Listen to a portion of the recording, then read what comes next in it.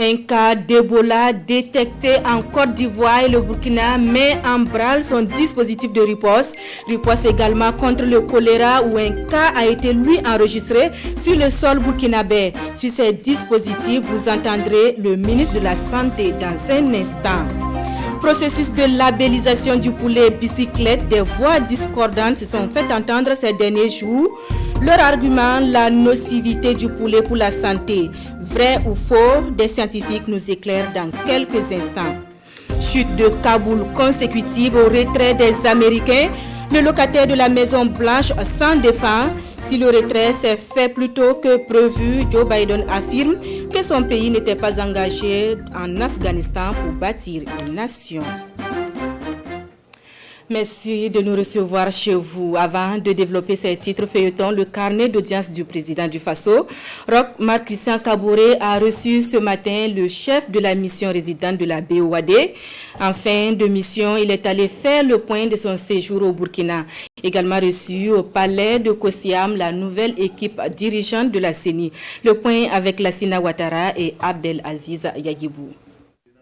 Le président nouvellement élu de la Commission électorale nationale indépendante CENI et sa nouvelle équipe forte de 15 conseillers s'entretiennent avec le président du Faso. Après les actes solennels qui mettent officiellement l'équipe en route pour un mandat de 5 ans, telle la prestation de serment et la passation de service, cette audience s'impose à plus d'un titre selon la délégation. Nous avons voulu rendre une visite de courtoisie au chef de l'État, d'abord pour nous présenter l'ensemble de l'équipe. Nous avons évidemment sollicité qu'il soit attentif pendant tout notre mandat à nos préoccupations en tant qu'institution. C'est comme vous le savez, nous sommes une autorité administrative indépendante, mais il y a un certain nombre d'outils avec lesquels nous travaillons et pour lesquels nous avons besoin que l'État puisse nous les fournir. Tout ce qui est en rapport avec le budget, vous savez que c'est l'État central qui nous fournit ces moyens pour que nous puissions travailler et remplir les missions qui sont les nôtres. Avant la délégation de la CENI, le président du Faso s'est entretenu avec le chef de la mission résidente de la BOAD au Burkina. En fin de séjour, après 6 ans à la tête de la dite mission, Reine Ayeva Brown est allé faire au président du Faso le point des projets et engagements de sa banque au Burkina.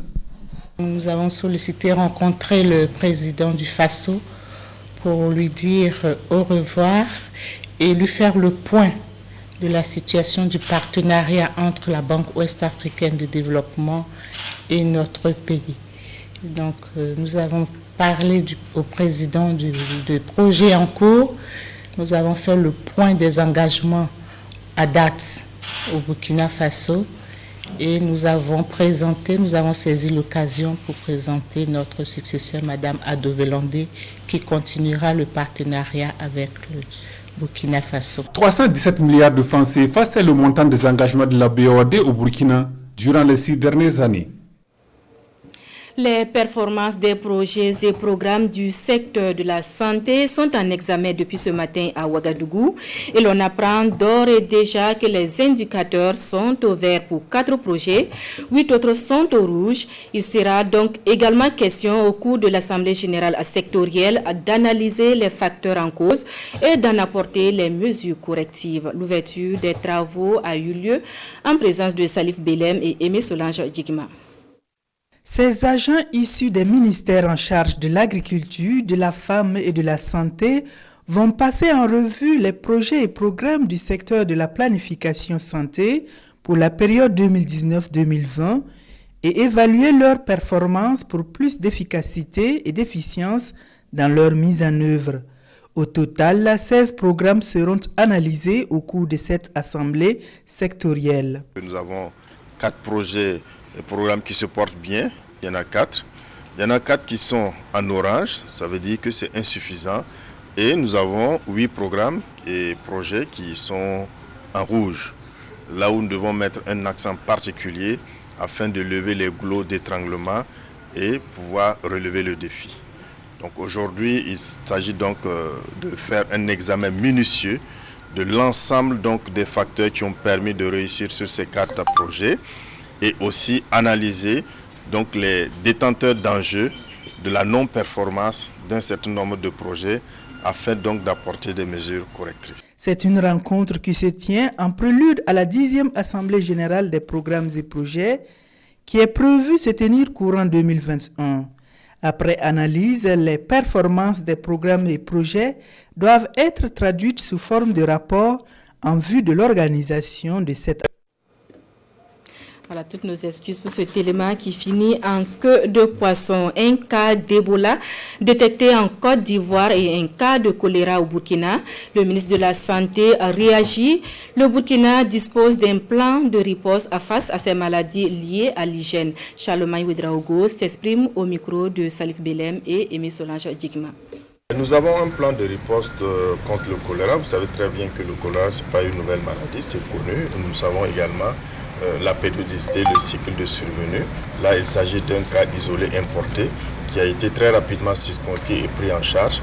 Le diagnostic de choléra a été confirmé par nos laboratoires au Burkina Faso et nous avons engagé donc le plan de communication irrélatif afin que les populations puissent avoir une bonne hygiène de vie qui les mette à l'abri de cette maladie. Nous sommes en contact avec nos collègues de la Côte d'Ivoire et nous avons mis en œuvre déjà notre plan de riposte. Vous savez, toutes ces maladies sont des maladies qui ont un dénominateur commun en matière donc, de prévention et de lutte. C'est l'hygiène et c'est surtout cela qu'il s'agit.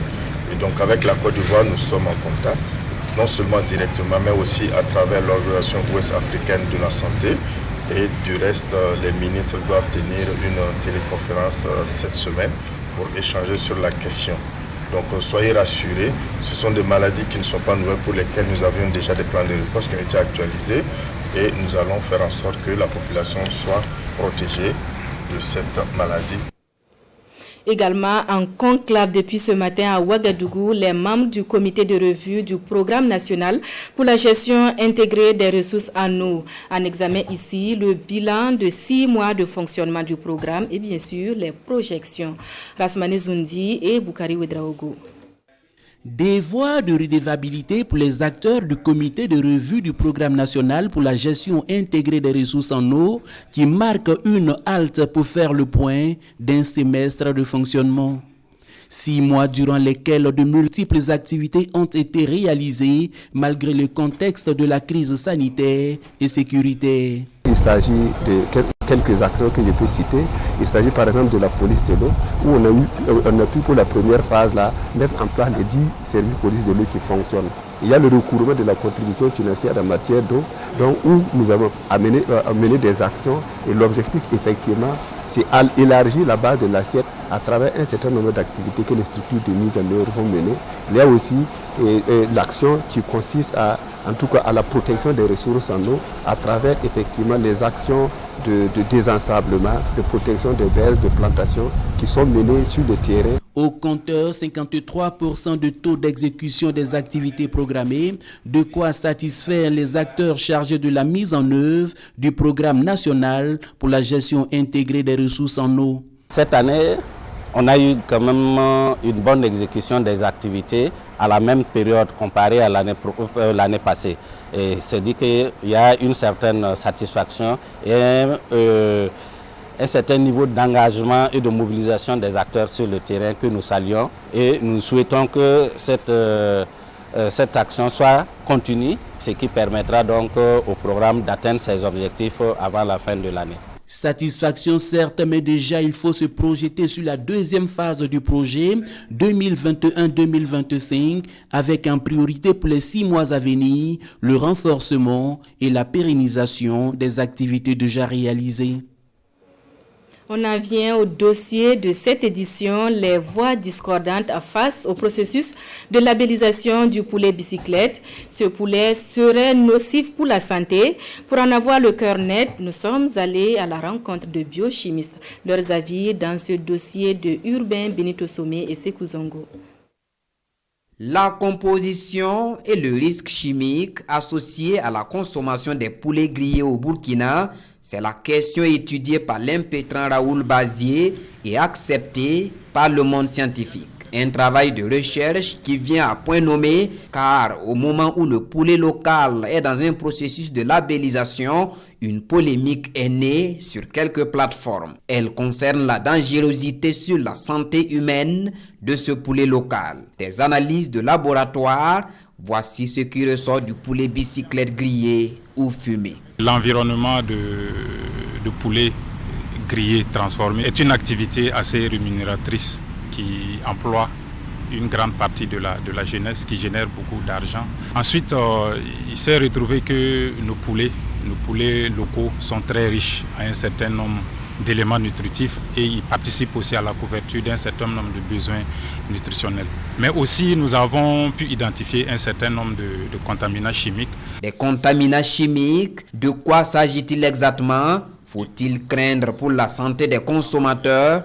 Pas vraiment, rassure le jeune docteur Raoul Bazier. Le poulet bicyclette grillé ou fumé présente des avantages certains pour l'organisme humain, mais à des proportions raisonnables. Le poulet en lui-même ne constitue pas un danger pour la santé. Il ressort des analyses que nous avons obtenues qu'au niveau moyen de consommation, le poulet grillé fumé ne pose aucun problème de risque pour la santé. Par contre, au niveau des consommations maximales, un certain nombre de molécules toxiques retrouvées dans ces poulets peut justement causer des problèmes de santé. Et le biochimiste de préciser, le risque lié à la consommation excessive du poulet grillé ou fumé est classifié en 3 groupes. D'abord, ce qu'on appelle les éléments traces métalliques, communément appelés les métaux lourds, qui sont en réalité des contaminants environnementaux. Maintenant, il y a des contaminants qui sont spécifiquement liés à la transformation. Lorsque les constituants naturels du produit sont exposés à des fortes chaleurs, nous avons la dernière classe des contaminants qui sont en réalité des composés qui sont issus de la combustion incomplète de la matière organique. Voilà, tout ce qui est fumé, ils contiennent justement ces molécules-là.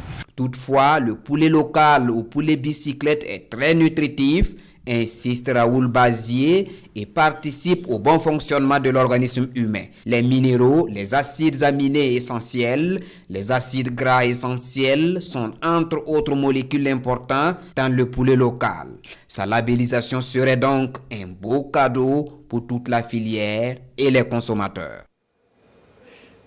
Rideau sur la première édition des classes préparatoires aux grandes écoles. 72 heures durant, la réflexion a été menée sur les enjeux et défis des grandes écoles burkinabè sur fond de promotion de certaines filières scientifiques. Le clap de fin avec Kwalen Nebié et Vincent Kendrébéogo. L'école polytechnique sacrée champion de la première édition des classes préparatoires des grandes écoles, CPGE. Un concours initié pour susciter l'excellence dans les écoles comme la Salle, 2IE et EPO, notamment dans les disciplines comme les mathématiques, la science physique, mais aussi en culture générale. C'est une fierté pour nous de voir d'abord la réalisation de ces 72 heures de CPGE pour plus promouvoir notre filière qui n'est pas assez connue du public burkinabé, présenter les opportunités, les différents aspects. Et en ce qui concerne le jeu concours que nous avons gagné, on peut dire que les candidats étaient de taille. Cette première édition des 72 heures CPGE vise la promotion des classes préparatoires aux grandes écoles et par ailleurs la collaboration entre anciens et nouveaux élèves et étudiants. Les classes préparatoires, c'est vraiment une filière qu'il faille embrasser parce que ça nous ouvre de grandes possibilités dans le monde, surtout dans la recherche de formation en ingénierie. Donc nous les encourageons vivement à venir s'inscrire en classe préparatoire. Pour une première édition, nous sommes satisfaits. C'est vrai que tout n'a pas tellement bien marché, mais c'était vraiment très bien. Voilà, nous sommes jeunes, on peut dire sans expérience, et voilà, on a pu réaliser quelque chose malgré les difficultés. Voilà, nous en sommes fiers et nous espérons que les éditions futures seront meilleures. Environ 250 élèves et étudiants ont pris part à cette première édition des CPGE. En attendant la prochaine édition, le comité d'organisation plaide pour son appropriation par les acteurs de l'éducation pour une meilleure orientation des élèves. En actualité internationale, le président américain défend le retrait des troupes américaines d'Afghanistan. Pour lui, les 2 décennies d'engagement des troupes avaient pour ambition de tuer les responsables des attentats du 11 septembre et non pour bâtir une nation. 24 heures après le retour au pouvoir des talibans en Afghanistan, Joe Biden est sorti du silence lundi soir. Le président américain défend fermement sa décision de retirer les troupes américaines. Il a maintenu la ligne de Washington, à savoir que les États-Unis s'étaient engagés pour tuer les responsables des attentats du 11 septembre 2001. Objectif rempli. Je soutiens fermement ma décision. Après 20 ans, j'ai appris souvent durement qu'il n'y a jamais de bon moment pour retirer les forces américaines. C'est pourquoi nous en sommes là. Mais il est vrai que tout s'est déroulé plus rapidement que nous l'avions prévu. Alors que s'est-il passé? Les dirigeants politiques afghans ont tout simplement abandonné et fui le pays. Les militaires afghans se sont effondrés, parfois sans même essayer de se battre. Les troupes américaines ne peuvent pas et ne devraient pas se battre et mourir dans une guerre que les forces afghanes ne veulent elles-mêmes pas mener. Beaucoup d'Américains d'origine afghane vivent à San Francisco, aux États-Unis. Beaucoup craignent pour la suite des événements. C'est une déception. La diaspora afghane n'a cessé de répéter aux dirigeants du monde entier que cette issue était inévitable. Ma tante, qui est en Afghanistan, s'inquiète pour ses enfants, en particulier ses filles. Joe Biden a assuré que les États-Unis continueront à s'engager pour les femmes et jeunes filles afghanes. La situation en Afghanistan fait les choux gras des quotidiens burkinabés dans leur première parution de la semaine. Et chacun y va de son analyse. À lire également dans les colonnes l'appel du CEFOP au gouvernement face à la hausse des prix des produits. À la une du journal Le Pays, l'opposition s'oppose à la hausse des prix de première nécessité. En présence du ministre du Commerce, le CEFOP exprime sa désapprobation du cours des produits. La population du Burkina souffre de cette flambée des prix de grande consommation. Nous souhaitons que le gouvernement pose des actes concrets, a dit Edi Komboego. Mais l'augmentation des prix des produits est un phénomène sous-régional, rétorque le ministre Haruna Kabouré, tout en avançant certaines initiatives du gouvernement comme la suspension de l'exportation des céréales, l'ouverture des boutiques témoins pour des vivres à prix social ainsi que le contrôle des prix des produits.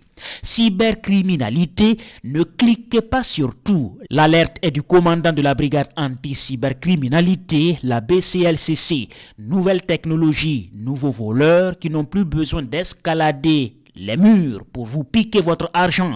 Les modes opératoires sont diverses, allant du chantage à l'usurpation d'identité. Nous assistons à la pandémie des liens piégés. On vous envoie un message pour vous inciter à cliquer sur le lien et si vous le faites, les cybercriminels ont accès au contenu de votre téléphone, explique le commandant Samir Yoni. Et le préjudice se chiffre à des milliards de francs. Dans le journal citoyen, le cas de l'Afghanistan, un cas qui interpelle selon le journal. 20 ans après avoir été chassés par les Américains, les talibans sont de nouveau maîtres des lieux. Échec cuisant des puissances occidentales, note citoyen. L'Afghanistan interpelle toutes les consciences parce qu'il y a d'autres Afghanistans si la communauté internationale et les puissances militaires ne jouent pas franc jeu. Du Moyen-Orient au pays du Sahel, à qui le tour? Question cynique mais logique selon le journal. Fin de cette édition. Merci à vous qui l'avez suivi. L'info revient à 14h en langue nationale. Bonne suite de programme.